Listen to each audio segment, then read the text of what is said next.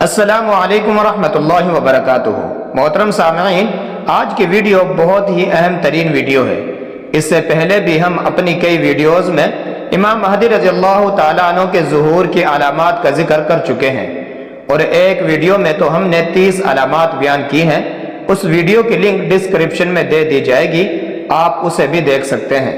محترم سامعین، آج ہم بات کریں گے کہ امام مہدی رضی اللہ تعالیٰ عنہ کی ایک اور بہت ہی قریبی نشانی مکمل ہونے کو ہے۔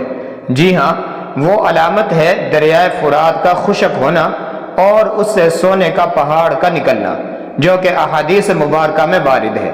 سب سے پہلے ہم آپ کے سامنے ماہرین آثار قدیمہ کی تحقیق سامنے رکھیں گے، اس کے بعد حدیث پاک، اور پھر چند ایک تصویریں آپ کے سامنے رکھیں گے۔ میرے پیارے سامعین، ماہرین آثار قدیمہ نے پیر کو اعلان کیا کہ عراق میں شدید خشک سالی کے باعث دریائے دجلہ سے 3400 سال پرانا شہر نمودار ہوا ہے۔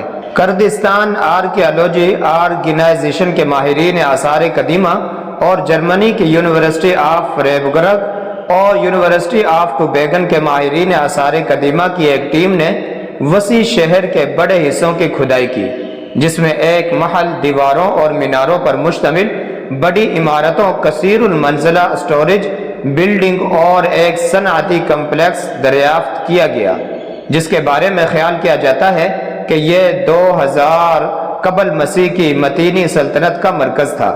فریبرگ یونیورسٹی نے اپنی پریس ریلیز میں کہا ہے، عراق اور خاص طور پر ملک کا جنوبی حصہ مہینوں سے شدید خشک سالی سے متاثر ہے، جس کی وجہ سے فصلوں کو خشکی سے بچانے کے لیے دسمبر سے موصل کے ذخائر سے بڑی مقدار میں پانی نکالا جا رہا ہے۔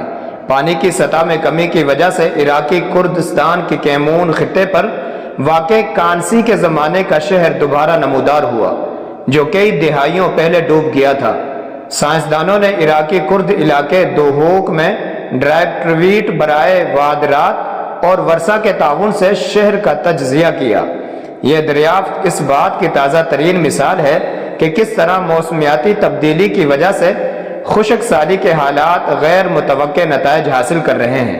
بی بی سی کی اس رپورٹ سے یہ اندازہ ہوتا ہے کہ عراق خشک سالی کا شکار ہے، اور دریائے دجلہ کی طرح دریائے فرات میں بھی پانی کم ہو رہا ہے، جو ظہور امام مہدی رضی اللہ تعالیٰ عنہ کی ایک قریبی علامت بتائی جاتی ہے۔